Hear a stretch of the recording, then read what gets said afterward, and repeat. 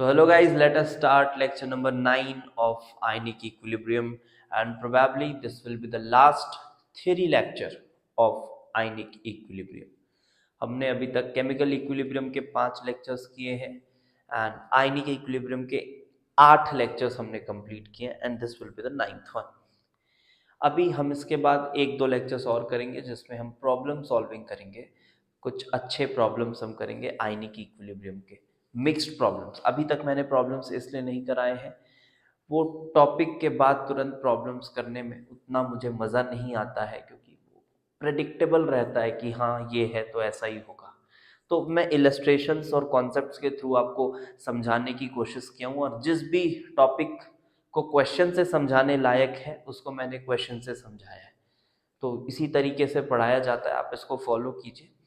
आप जितना भी टॉप रैंक चाहते हो, जितना भी टॉप मार्क्स चाहते हो फिजिकल केमिस्ट्री में, आप उठा सकते हो अगर आप इस कंटेंट को फॉलो कर रहे हो तो. और अगले लेक्चर में मैं आपको जो पीडीएफ प्रोवाइड करूँगा, मोस्ट प्रोबेबली वो वीडियो के डिस्क्रिप्शन में मैं लिंक डलवा दूंगा पीडीएफ का. उस पीडीएफ को आप डाउनलोड कर लीजिएगा और उसमें जो भी टफ क्वेश्चंस होंगे उनको मैं यहाँ डिस्कस करूँगा, और जो रेस्ट ऑफ क्वेश्चंस बच जाएंगे that you have to do by yourself. और कुछ एडवांस के पीवाईक्यूज भी हम देख लेंगे क्लास में. बाकी जो बचे खुचे क्वेश्चंस हैं वो आपको खुद से करने हैं, ठीक है. So let us begin with today's lecture. तो पिछले क्लास में मैं बता दूं हमने क्या किया था. पिछले क्लास में हमने किया था सॉल्युबिलिटी से रिलेटेड कुछ अच्छे कॉन्सेप्ट्स, लाइक हमने सिलेक्टिव प्रेसिपिटेशन किया. उसके बाद हमने कॉम्प्लेक्सेशन इक्विलिब्रियम के साथ कैसे डील करते हैं वो पढ़ा हमने. कॉम्प्लेक्सेशन इक्विलिब्रियम के साथ कैसे डील करते हैं वो पढ़ा. उसके बाद हमने ये देखा कि कॉम्प्लेक्सेशन इक्विलिब्रियम सॉल्युबिलिटी को कैसे अफेक्ट करता है, उस कॉन्सेप्ट को हमने देखा. और ये सभी कॉन्सेप्ट्स हमने क्वेश्चन के थ्रू देखे, ठीक है.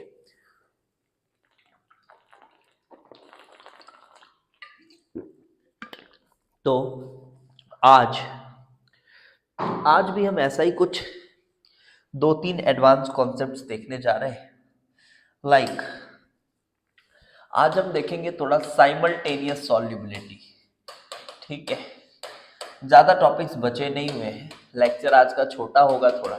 साइमल्टेनियस सॉल्युबिलिटी देखेंगे. उसके बाद चलो साइमल्टेनियस सॉल्युबिलिटी में ही कॉम्प्लेक्सेशन को डालकर देखेंगे क्या इफेक्ट आता है. और एक और कॉन्सेप्ट करेंगे, और ये कॉन्सेप्ट बहुत इंपॉर्टेंट है कि हाइड्रोलिसिस अफेक्टिंग, सिर्फ फॉर्मूला नहीं लॉजिक के साथ, अफेक्टिंग सॉल्युबिलिटी. तो आज के लेक्चर का टारगेट हमारा ये है. These 3 topics are gonna be the target of today's lecture. So let us start with simultaneous solubility, and I'll do it by picking up a question. तो चलो टॉपिक आप डाल लो, साइमल्टेनियस सॉल्युबिलिटी. ये ऐसा कोई ऐसा टॉपिक नहीं है, एक टाइप ऑफ क्वेश्चन है. उसको मैंने टॉपिक के फॉर्म में माउल्ड किया है और आपको करा रहा हूँ, ठीक है. तो एकदम बेसिक क्वेश्चन से पहले टॉपिक को समझने की कोशिश करते हैं. कैलकुलेट साइमल्टेनियस सॉल्युबिलिटी, ये क्वेश्चन है, of AgCl and AgI, of AgCl and AgI, assuming no hydrolysis of Ag plus ions, obviously given in the question, and AgCl का KSP is given. KSP is given as 10 raised to the power minus 10, and AgI का KSP is given as 10 raised to the power minus 18. तो ये question है, काफी आसान है. कोशिश करते हैं बेटा इसको सॉल्व करने की, ठीक है. तो देखो सबसे पहली चीज कि साइमल्टेनियस सॉल्युबिलिटी में क्या होगा. तो सीधी सी बात है, जैसे हम केमिकल इक्विलिब्रियम में पढ़ रहे थे, साइमल्टेनियस इक्विलिब्रियम में क्या हो रहा था, अगर कोई कॉमन आयन है तो दोनों ही इक्विलिब्रियम्स का जो डिसोसिएशन है वो थोड़ा कम हो जाता है। बिल्कुल, यहाँ भी कुछ नया नहीं हो रहा है, ये भी सेम कॉन्सेप्ट है, बस नाम थोड़ा सा चेंज हो गया है और कुछ नहीं। तो देखो, मेरे पास साइमल्टेनियस सॉल्युबिलिटी का मतलब है मेरे पास एक ही कंटेनर है जिसमें मैंने पानी रखा हुआ है और पानी में मैं ये दोनों सॉल्ट्स को एक साथ डाल रहा हूं। तो फिर से वही बात कि Ag प्लस दोनों में कॉमन है, तो Ag प्लस जितना कंटेनर में होगा वो दोनों ही इक्विलिब्रियम्स का पार्ट होगा साइमल्टेनियसली। जी हाँ, सो AgCl is Ag plus and Cl minus, and AgI is again Ag plus and I minus। ये कुछ इस तरह से होगा। एंड आप यहाँ पर बोलेंगे this is x, this is x, this is y, this is y, and this is x plus y, this is also x plus y। अब ये सब चीजें आपके लिए बहुत कॉमन हो जानी चाहिए। बट यहाँ पर ना एक अप्रोक्सीमेशन आप और लगा सकते हो, बिल्कुल लगा सकते हो, बिल्कुल वैलिड है। और जैसे मैंने KSP की वैल्यूज यहाँ लिखी, आपके मन में वो अप्रोक्सीमेशन चमक जाना चाहिए। क्या है वो अप्रोक्सीमेशन? जी हाँ, आप अगर देखेंगे कि AgI की KSP बहुत कम दी हुई है, तो इतना छोटा KSP अगर है AgI का, इसका मतलब उससे जो Ag प्लस और I माइनस आ रहे होंगे वो ना के बराबर होंगे, बहुत नेग्लिजिबल होंगे AgCl के कंपैरिजन में। वाह क्या बात है, अभी तक ये जो X था वो बहुत छोटा हुआ करता था। हमने कभी सोचा भी नहीं कि हम X को बहुत बड़ा मान के उसके रिस्पेक्ट में किसी और चीज को इग्नोर करेंगे। बट क्या दिक्कत है, आराम से किया जा सकता है। X छोटा है, ठीक है, X छोटा है, बट आप Y को तो देखो, सभी चीजें कंपैरेटिव होती हैं, कोई छोटा या कोई बड़ा नहीं है, कंपैरेटिव होती है। तो अगर आप देखोगे बेटा तो y जो है वो और भी ज्यादा छोटा है x के रिस्पेक्ट में, because of the solubility product that you can see. So this will be approximated as x, this will be approximated as x। तो अगर मैं AgCl की सॉल्युबिलिटी की बात करूं तो उसकी सॉल्युबिलिटी में कोई भी प्रभाव नहीं पड़ा है। पॉइंट टू बी नोटेड, कोई इफेक्ट नहीं आया है AgCl की सॉल्युबिलिटी में। जैसा वो प्योर वाटर में जितना सॉल्युबल था, AgI के साथ भी वो उतना ही सॉल्युबल होगा, बिकॉज क्योंकि इससे जो Ag प्लस आ रहा है वो नेग्लिजिबल है, सीधी सी बात, ठीक है, वो नेग्लिजिबल Ag प्लस इससे आ रहा है। तो अगर मैं x की बात करूं तो x स्क्वायर तो simply 10 raise to the power -10 है, तो आप x को बोलेंगे 10 raise to the power -5, x 10 raise to the power -5 है। बट हाँ, ऑब्वियसली जो AgI की सॉल्युबिलिटी होगी वो काफी इफेक्ट हो जाएगी AgCl की वजह से, क्योंकि इसका जो Ag प्लस है इसके कंपैरिजन में काफी ज्यादा Ag प्लस पहले से ही सॉल्यूशन में उपस्थित है या फिर साइमल्टेनियसली सॉल्यूशन में उपस्थित है। तो हम कहेंगे when we talk about AgI, तो AgI के लिए, for AgI we would say x into y is equals to 10 raised to the power -18, and now you can solve it quite easily. You will get y is equals to 10 raised to the power of -13। ये आपके y की value होगी, ये आपके y की value होगी 10 raise to the power -13। आप देख सकते हैं कि सॉल्युबिलिटी जो है AgI की वो काफी डिक्रीज हो गई है एज कंपेयर टू AgCl, या फिर प्योर वाटर से कंपैरिजन करो, क्योंकि प्योर वाटर में वो 10 रेज टू द पावर -9 होता है ना, अगर आप ऐसे स्क्वायर से सीधे निकालते तो ठीक है, ये तो काफी आसान क्वेश्चन था। अभी मैं इसमें थोड़ा सा कॉम्प्लेक्सेशन को भी मिक्स करता हूँ और फिर हम ट्राई करते हैं उसको सॉल्व करने का। So let's pick up a question. यहाँ पे बोला जा रहा है कि आपको साइमल्टेनियस सॉल्युबिलिटी कैलकुलेट करनी है, ठीक है, साइमल्टेनियस सॉल्युबिलिटी कैलकुलेट करनी है फॉर किसके लिए, AgCN, फॉर AgCN जिसका KSP दिया हुआ है as 2.5 into 10 raised to the power minus 16 and AgCl जिसका KSP दिया हुआ है 1.6 into 10 raised to the power minus 10 in 1 molar, हाँ यही है ट्विस्ट क्वेश्चन में, इन 1 मोलर अमोनिया एक्वस, इसमें आपको उसकी साइमल्टेनियस सॉल्युबिलिटी फाइंड करनी है। Given that KF of AgNH3 whole twice plus is actually 10 raised to the power plus 7। चलो, मैंने कहा था कि मैं आपको इस तरह के 2-3 क्वेश्चन सॉल्व करके दिखाऊंगा, तभी आपको थोड़ा कॉन्फिडेंस आएगा जो बच्चा पहली बार कर रहा है। तो ये भी मिलता जुलता क्वेश्चन है जो हमने पहले किया है उससे, ठीक है। कॉन्सेप्ट कुछ वैसा ही लगेगा, एक छोटा सा मिक्सचर ले आया यहाँ पे साइमल्टेनियस का, बाकी कुछ नया नहीं है। आप एक बार वीडियो पॉज करिए और खुद से ट्राई करिए करने का, फिर सॉल्यूशन मिलाइए। तो अगर आपको बनता है एक बार में तो आपको कॉन्फिडेंस आएगा और आप खुद को चेक कर सकते हैं, ठीक है। तो पहले ट्राई करो आप।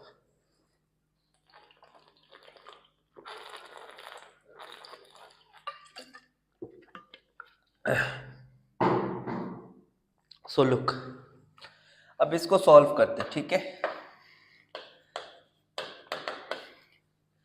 तो एक तो बेटा AgCN और AgCl, सबसे पहले ना आप KSP की वैल्यूज देखा करो, दिख रही है अभी भी AgCN जो है वो बहुत छोटा है उसका KSP AgCl के कंपैरिजन में।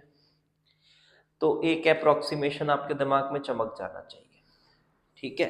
पहला अप्रोक्सीमेशन तो आपके दिमाग में चमक जाना चाहिए कि अगर मैं AgCl को X लूं, AgCl solid dissociating as Ag plus aqueous plus Cl minus aqueous, पूरा गेम यही होता है, समझना।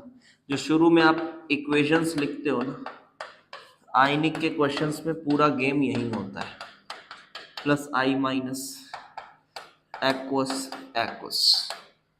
And one more twist is there कि Ag प्लस जो है वो 2 अमोनिया के मॉलिक्यूल्स को इररिवर्सिबली ड्रैग कर कर आपके पास ये सिल्वर अमोनियाकल कॉम्प्लेक्स बना रहा है।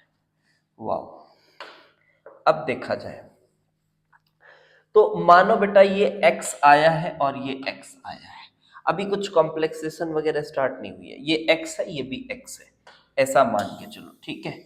ये X है ये भी X है। अब ये दोनों X है।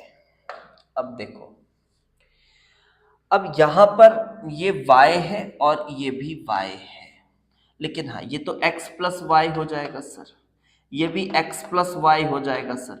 हाँ हो जाएगा, बट आपको तो ये समझ में आ ही रहा है बेटा कि इसको आप X ही लिखोगे, इसको भी आप X ही लिखोगे। ये चीज को बहुत केयरफुली देखना, ठीक है। अभी मैं उसको X लिख रहा हूं क्योंकि ऑब्वियसली KSP की वैल्यूज से समझ आ रहा है वो काफी छोटा है। Y लिख भी देता हूं चलो आपकी संतुष्टि के लिए, Y is very very less than X, therefore मैं ऐसा कर रहा हूं।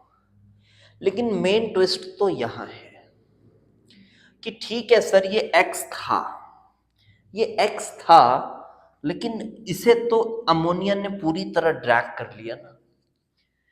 तो जब इसे अमोनिया ने पूरी तरह ड्रैग कर लिया तो ये तो 0 हो गया, लेकिन मैंने बताया है 0 लिखना नहीं है, बहुत छोटी वैल्यू होगी, आप उसको Ag प्लस ही लिख दो। 0 के क्लोज होगी, हाँ होगी, बट बहुत छोटी नहीं होगी, तो ठीक है। और जब यहां पर आप X को पूरा खत्म कर रहे हो तो यहां भी ये पूरा खत्म ही रहेगा, ये भी पूरा खत्म, ये भी पूरा खत्म, क्योंकि है तो वो भी Ag प्लस साइमल्टेनियसली हर जगह एक ही सॉल्यूशन है भाई। Ag प्लस का कोई भेदभाव नहीं है कि उसका Ag प्लस अलग है उसका Ag प्लस अलग है, ऐसा तो नहीं होता है। अब बच्चों को फिर वही डाउट आता है जैसे कि सर यहाँ X है तो जब ये खत्म हो गया तो ये X थोड़ी ना, अरे ठीक है वो X डैश मान लेना, उसके बाद क्या ही फर्क पड़ता है, ये X को लेकर थोड़ी ना हमको आगे चलना है। आप उसको x डैश मान लेना, क्या फर्क पड़ता है, वो तो एक ही जगह इंट्रोड्यूस होगा। तो मैं कुछ ऐसा कर रहा हूं कि ये मैंने मान लो पूरा काट दिया और फाइनली ये AG प्लस बचा और ये फाइनली x बचा। अब इस x पर नजरें मत गड़ा के रखो, फाइनली ये x बचा, मतलब ये पूरा x अमाउंट में टूटा होगा। तो AG प्लस भी x अमाउंट में आया रहा होगा, जो कि फॉरवर्ड चला गया है, जो कि फॉरवर्ड चला गया है ना। तो वो x है, ये भी x है, तो देखो बेटा ये भी कट के क्या लिखा जाएगा फाइनली, तो ये AG प्लस बन जाएगा। हाँ ये x था जरूर, x था जरूर, ये भी कट के AG प्लस हो गया है। और अब देखो ये 1 मोल था, ये 1 मोल था, और अगर ये x मोल्स था, क्योंकि यहाँ ये x लिखा है हमने, तो हम मान रहे हैं कि ये भी टूटकर x मोल्स AG प्लस के दिया होगा, बट वो इरिवर्सिबली आगे चला गया है, सीधी सी बात है बेटा। तो अगर x मोल्स इसने दिया तो ये 1 माइनस 2x हो जाएगा, सिंपल 1 माइनस 2x, और ये बनेगा तुम्हारा x मोल्स। यस, ये बनेगा तुम्हारा x मोल्स। अब फिर यहाँ पर वही वाली गलती मत दोहराना, पिछले लेक्चर में भी बताया था कि ये 1 माइनस 2x को क्या है, ऐसी आदत पड़ जाती है कि 1 से तो सभी वेरिएबल छोटा ही दिखता है हमको हमेशा आयनिक पढ़ते वक्त, तो हम इसे भी क्या बोल देते हैं, अरे इग्नोर कर दो। लेकिन नहीं, अरे यार ये x तो काफी बड़ा हो जाएगा ना, काफी बड़ा हो जाएगा। आप एक कॉम्प्लेक्सेशन से जब ड्रैग करते हो चीजों को आगे, जब कॉम्प्लेक्सेशन से ड्रैग होती है चीजें, तो सॉल्युबिलिटी काफी बढ़ जाती है। हो सकता है आपको ये कचड़ा दिख रहा हो, बट ये अभी समझ में आ गया होगा अगर आपके पास थोड़ी भी बुद्धि होगी तो। ठीक है, नहीं आया तो पॉज करके फिर से सोचो आप इसको, एक बार फिर से प्ले करके देखिए। तो अब तो बेटा सॉल्व करने की बारी है, तो आसान है। इधर से क्या इक्वेशन बना, AG plus into x is equal to KSP, एक तो ये बना। इसी तरह से यहां से क्या बना, AG plus into y is equal to KSP, ये भी दिया हुआ है। और यहां से क्या बना, देखो मेन तो यहीं से आ रहा है आपके पास, x अपॉन 1 माइनस 2x का square into AG plus is equals to KF। अब आप इस AG प्लस को, अब इक्वेशन सॉल्व करना है यार। AG प्लस को यहां से आप लिख सकते हो KSP अपॉन x, तो इस AG प्लस को आप KSP अपॉन x लिखोगे, 1 minus 2x into KSP upon x is equal to KF। अब इधर प्रोडक्ट करके आप कैलकुलेट कर लेना, यहां से ये भी स्क्वायर है, कैलकुलेट कर लेना x and you will get it as 0.037, ठीक है, you will get it as 0.037। And similarly, अच्छा तो ये क्या आ गया बेटा, ये आ गया AgCl की सॉल्युबिलिटी, ठीक है, ये AgCl की सॉल्युबिलिटी आई। और अब आप देख सकते हैं कि ये कोई बहुत छोटी वैल्यू नहीं है, ये छोटी वैल्यू नहीं है, ये ठीक ठाक बड़ी वैल्यू है। अगर आप मोल पर लीटर के हिसाब से देखें तो ये काफी ठीक ठाक वैल्यू है।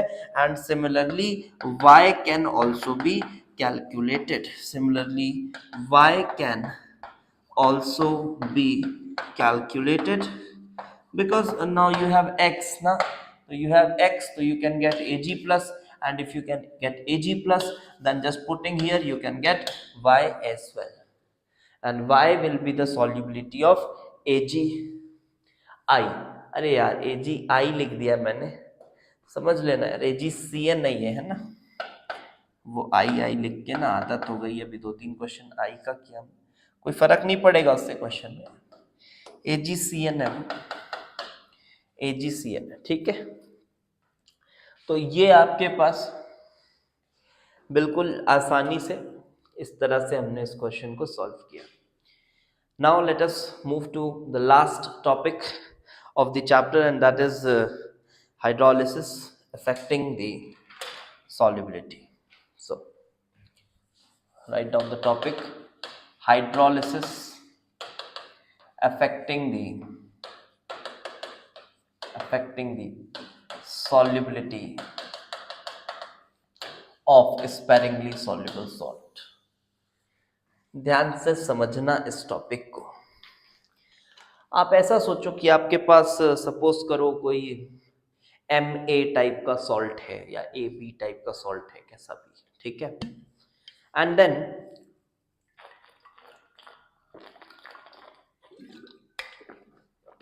उसका एक आयन हाइड्रोलिसिस कर रहा हो तो सॉल्युबिलिटी बढ़ेगी या घटेगी, पहला सवाल तो ये। तो ठीक है सर, हाइड्रोलिसिस करेगा तो सपोज करो A माइनस आपका हाइड्रोलिसिस कर रहा है तो A माइनस का अमाउंट कम हो रहा है, जिस तरह से यहां कॉम्प्लेक्सेशन कर रहा था। समझना बात, जैसे कॉम्प्लेक्सेशन कर रहा था तो वो बहुत ज्यादा अमाउंट में खत्म हो जा रहा था तो सॉल्युबिलिटी बहुत ज्यादा बढ़ जा रही थी।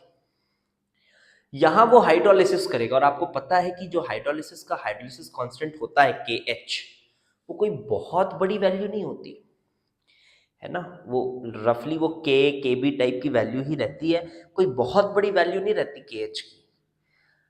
तो ठीक है, A माइनस आपका कम होगा लेकिन उतना कम नहीं होगा जितना एक नॉर्मल कॉम्प्लेक्सेशन रिएक्शन में हुआ करता है। तो क्या सॉल्युबिलिटी बढ़ेगी? जी हाँ, बढ़ेगी। लेकिन क्या इतनी बढ़ जाएगी कि कॉम्प्लेक्सेशन इक्विलिब्रियम वाली सॉल्युबिलिटी से ज्यादा सॉल्युबिलिटी हो जाए? नहीं, इतनी तो नहीं होगी, है ना। इन जनरल इतनी तो नहीं होगी। अब आप कोई बहुत ही गंदा कॉम्प्लेक्स उठा कर ले आओ और एक बहुत ही स्ट्रॉन्ग बेस उठा कर ले आओ जो हाइड्रोलिसिस बहुत तगड़े से कर रहा हो, फिर आप बोलो नहीं सर देखो ऐसा हो गया, ऐसी बातें होती नहीं है ना, मूर्ख लोग करते हैं ऐसी बातें, तो वो नहीं करना। तो चलो इसको समझने की कोशिश करें थोड़ा सा।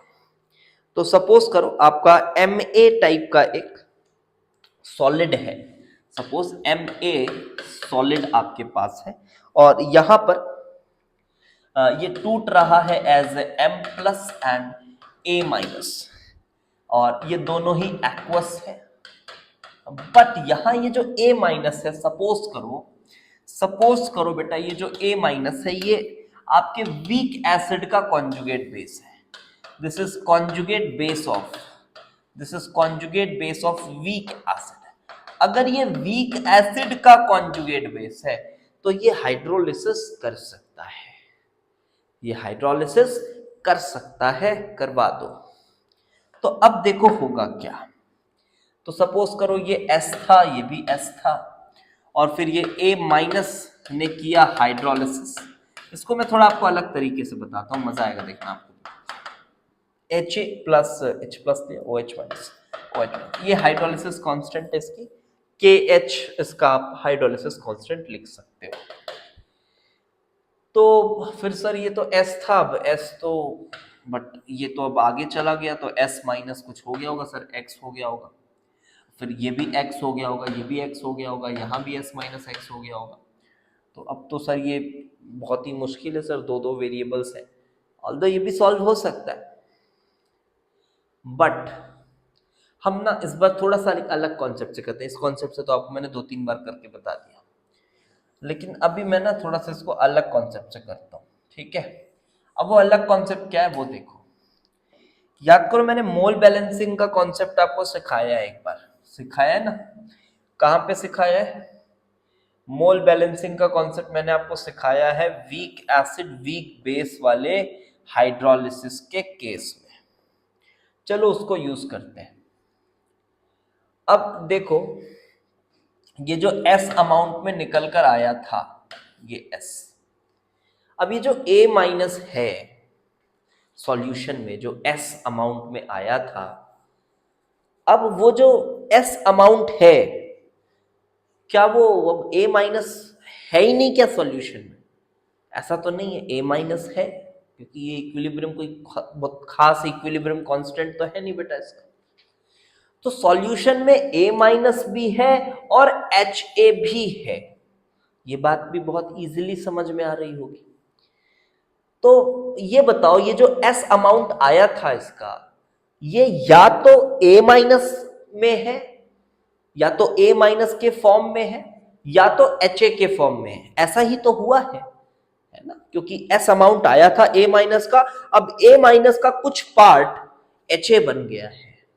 A माइनस का कुछ पार्ट HA बन गया है, तो क्या ये कहना सही होगा बाय मोल बैलेंस और by common sense that S is equals to the concentration of A minus plus the concentration of HA? ठीक है, सोचना फिर से इस बात को। तो by common sense I would say, by common sense, और इसी कॉमन सेंस को थोड़ा फैशनेबल तरीके में मोल बैलेंस का नाम दे दिया जाता है। So by mole balance you can say that S is equals to the concentration of IA minus plus the concentration of HA। ये होगा जी, बिल्कुल होगा। अब इसके बाद ना बहुत आसान हो गई सॉल्युबिलिटी निकालनी, क्योंकि देखो बेटा, अभी आपको अगर ये HA का अमाउंट निकालना है, एक बात तो पक्की है यहां से, इसका KSP तो हमेशा एस्टैब्लिश्ड रहेगा। KSP इज M प्लस का कंसंट्रेशन, M प्लस का कंसंट्रेशन जो कि S ही है, इनटू A माइनस का कंसंट्रेशन, M प्लस का कंसंट्रेशन इनटू A माइनस का कंसंट्रेशन। ये मच्छर आ जाते हैं, बताओ, टच कर देते हैं पैनल को, इनटू A माइनस का कंसंट्रेशन, ठीक है। एंड कहाँ था मैं यार, तो A माइनस A, ये कितना, ये S है, ठीक है, ये S है और ये A माइनस है, और ये जो HA होगा, अब HA वहां पर है तो ये इक्विलिब्रियम तो हमेशा एस्टैब्लिश्ड होगा HA का, क्योंकि HA वहां है, तो Ka is equals to H plus into A minus upon HA। This will always be established there. So from here I can write that HA is actually equal to H plus A minus upon Ka। लिख सकता हूं H plus A minus upon Ka of the acid HA। बिल्कुल आराम से देखो, ये तो मैंने आपको सीधे सीधे बता दिया, कॉमन सेंस से आया। फिर Ka ये इक्विलिब्रियम एस्टैब्लिश्ड रहेगा ही, बिकॉज HA आपके पास है, K तो उसका एस्टैब्लिश्ड रहेगा। तो अगर आपको ये इंटाइटी पता है तो आपको HA मिल जाएगा, आप इसको यहां पुट कर सकते हो। और आप अगर इस A माइनस को हटाना चाहते हो तो A माइनस के स्थान पर क्या लिख सकते हो बेटा, KSP अपॉन S लिख सकते हो। ये A माइनस के स्थान पर आप क्या लिख सकते हो, A minus can be replaced with KSP upon S। इतना कॉमन सेंस तो दिख ही रहा है, A minus can be replaced with KSP upon S।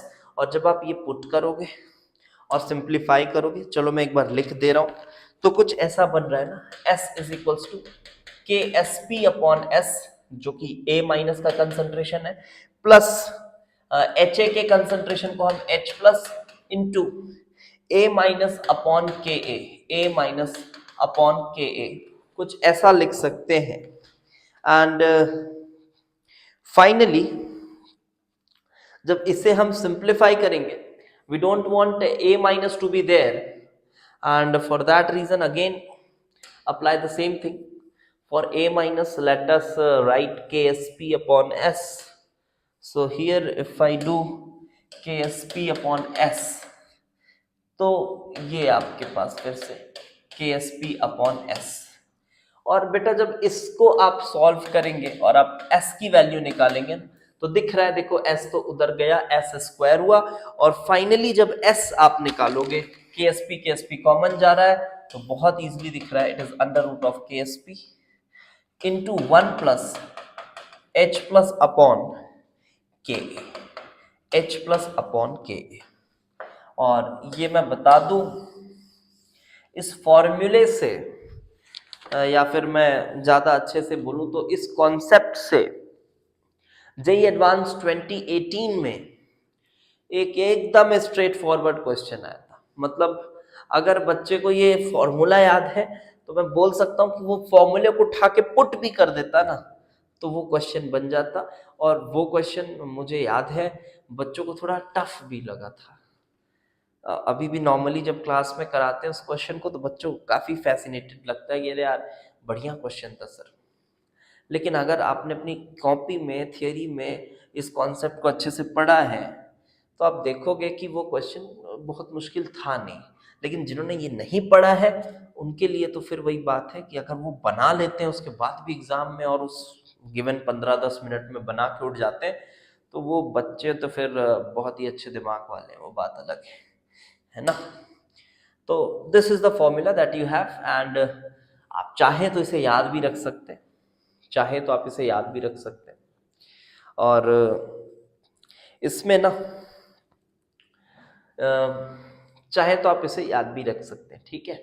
कुछ और मैं टफ क्वेश्चंस इसी टॉपिक पे मिला के कराऊंगा, कुछ अगली क्लास में और भी टफ क्वेश्चंस कराऊंगा, जहाँ पे अपन इसी फॉर्मूले को थोड़ा सा और एक्सट्रापोलेट करेंगे और मजा आएगा उसमें, ठीक है। तो फिलहाल वो क्वेश्चन मैं आपके सामने रखता हूँ, ठीक है। Let us solve that question, JEE advance 2018 का क्वेश्चन, 2018 एडवांस।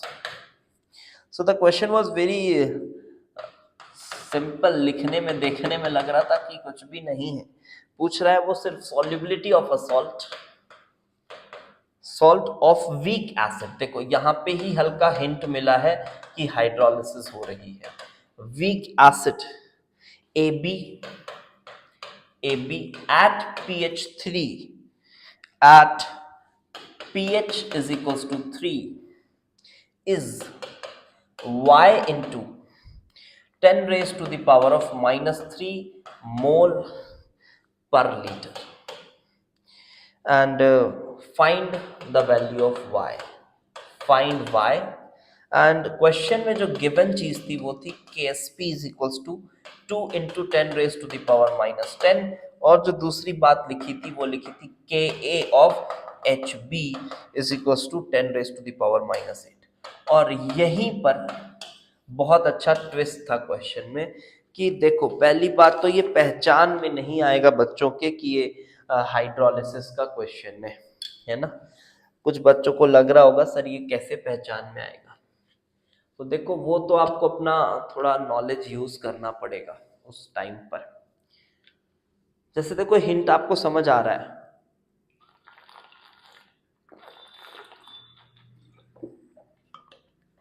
पहली चीज तो ये आपको ये वीक एसिड लिखा है ना, इससे थोड़ा आइडिया मिल रहा है कि अच्छा वीक एसिड का है तो हाइड्रोलिसिस हो सकता है। और एडवांस के क्वेश्चंस में देखो, अगर वो कहीं नहीं बोल रहा है कि assuming no hydrolysis is there, तो you have to consider the hydrolysis also. इसी चीज का तो एग्जाम है डेप्थ का, है ना। वो अगर आपको नहीं हो रही होती, क्योंकि नॉर्मली तो हाइड्रोलिसिस होती है ना, वो तो हम नॉर्मल छोटे मोटे क्वेश्चंस में इग्नोर करके चलते हैं। बट अगर एडवांस में इस तरह से आपको हिंट दे रहा है कि वीक एसिड है, फिर Kb भी दे दिया है या Ka भी दे दिया है Hb का, तो श्योर शॉर्ट बात है यार हाइड्रोलिसिस हो रही होगी, क्योंकि वो होती है हमेशा। वो तो क्वेश्चंस में आपको दे दिया जाता है ताकि क्वेश्चन थोड़ा आसान बन जाए कि assume that there is no hydrolysis. तो आई होप आपको बात समझ में आ रही होगी। तो देखो बेटा बात वही है, again you have a weak acid AB, और फिर उस B माइनस का हो रहा है हाइड्रोलिसिस, बट pH जो है वो 3 है। तो कॉन्सेप्ट से अगर करना है तो आप इसी कॉन्सेप्ट को लगा सकते हैं। तो सेम कंसिडर AB, फिर B minus undergoing hydrolysis, and then जो भी आपके पास H प्लस का कंसंट्रेशन है, pH दिया हुआ है, तो उस pH पर आपको चलना है, और finally just apply this formula and you will get the answer. So just apply. मैं अभी यहाँ पे अप्लाई इसलिए बता रहा हूँ क्योंकि मैंने कॉन्सेप्ट आपको बता दिया है। तो ये Ka दिया हुआ है, तो apply S is equals to under root of KSP 1 plus H plus upon K, यही था ना, 1 plus H plus upon K, ठीक है। मैं फिर से बोलूँगा, आप इस फॉर्मूले से ज़्यादा उस प्रोसेस पे थोड़ा ज़्यादा फोकस करना। सो आप जब पुट करेंगे, KSP पता ही है, 1 H प्लस Ka सब पता है, तो put the values and get the value of S as 4.47 into 10 raised to the power minus 3, which says that Y is equals to 4.47। तो ये आपका आंसर है फॉर द क्वेश्चन। तो ठीक है, सो नेक्स्ट क्लास में मिलते हैं बेटा। एंड नेक्स्ट क्लास में what we will be doing मैं बता देता हूँ आपको पहले से, ठीक है, बी प्रिपेयर्ड फॉर दैट। तो नेक्स्ट क्लास में, क्योंकि हमारी थ्योरी वाली क्लास खत्म हो गई है, आइनिक की 9 लेक्चर्स हुए। आई होप आपको मज़ा आया होगा, आपको समझ में भी आया होगा अच्छे से, ठीक है। और अगली क्लास में क्या करने वाले हैं मैं बता दूं। तो अगली क्लास में हम पहले ना कुछ एकदम बेसिक मिक्स्ड प्रॉब्लम्स उठाएंगे, ठीक है, एकदम बेसिक लेवल के मिक्स्ड प्रॉब्लम्स। बेसिक मतलब ऐसा भी बेसिक नहीं है ना कि डायरेक्ट फॉर्मूला डाले के की वैल्यू निकालना दे दिया मैंने, वैसा नहीं। थोड़े मोड़े मेंस लेवल के आप बोल सकते हो मिक्स प्रॉब्लम्स करेंगे, और उसके बाद फिर हम कुछ एडवांस प्रॉब्लम्स बनाएंगे, ठीक है, एडवांस प्रॉब्लम्स बनाएंगे। और इसकी मैं आपको शीट प्रोवाइड करूंगा, बहुत अच्छे प्रॉब्लम्स का कलेक्शन आपको प्रोवाइड करूंगा। अगले वीडियो की डिस्क्रिप्शन में आपको इसका पीडीएफ पिन करके मैं दे दूंगा, वो आप डाउनलोड कर लीजिएगा, और हम फिर उसमें से कुछ अच्छे सिलेक्टेड क्वेश्चंस चूज करके सॉल्व करेंगे, ठीक है। सो मिलते हैं फिर नेक्स्ट लेक्चर में। Thanks for watching. और इलेक्ट्रोकेमिस्ट्री एंड केमिकल काइनेटिक्स की भी रिकॉर्डिंग मैंने शुरू कर दी है, वो भी एक हफ्ते में हम इंट्रोड्यूस करके आपको प्रोवाइड कर देंगे। खासकर इलेक्ट्रोकेमिस्ट्री बहुत ही अच्छा चैप्टर है, बहुत अच्छे से पढ़ें। केमिकल काइनेटिक्स थोड़ा आसान है, थोड़ा मैथमेटिक्स है उसमें, बहुत ज़्यादा कुछ बहुत ऐसा गहरा कॉन्सेप्ट नहीं है, ठीक है। बट हाँ, एग्जाम में तो आता है, और बहुत हद तक वो बच्चों को बहुत अच्छे से बनता नहीं है, मैं बता रहा हूँ इस बात को आपको। उसमें भी बहुत सारी नई नई चीज़ें सीखने को मिलेंगी ज़रूर, ऑल्दो वो उतना कॉन्सेप्चुअल नहीं होगा, मैथमेटिकल ज़्यादा होगा, ठीक है। तो बी प्रिपेयर्ड फॉर दैट, वो मैथमेटिकल ज़्यादा होगा। Electrochemistry will be full of concepts, वो पूरी तरह से कॉन्सेप्ट्स से भरा पड़ा होगा वो चैप्टर। और आयनिक इक्विलिब्रियम भी कॉन्सेप्ट ही है, आप इसको मैथ्स मत बोलिए बहुत ज़्यादा। हम मैथ्स को तो हल्का कर रहे हैं ना, यूजिंग द कॉन्सेप्ट्स, हम अप्रोक्सीमेशन लगाकर मैथ्स को हल्का कर रहे हैं। तो मैथ्स से ज़्यादा यहाँ कॉन्सेप्ट है, नंबर्स आ जाना मतलब मैथ्स नहीं होता है, ठीक है। तो ये बात भी समझिए, ठीक है बेटा। फिर अगले लेक्चर में मिलते हैं। Thanks for watching.